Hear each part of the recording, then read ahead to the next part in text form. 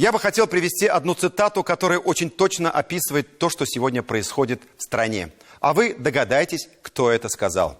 Итак, цитата.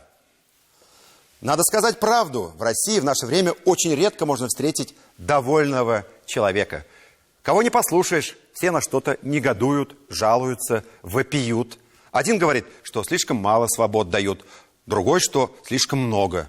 Один ропщет на то, что власть бездействует, другой на то, что власть чересчур достаточно действует. Одни находят, что глупость нас одолела, другие, что слишком мы умны стали.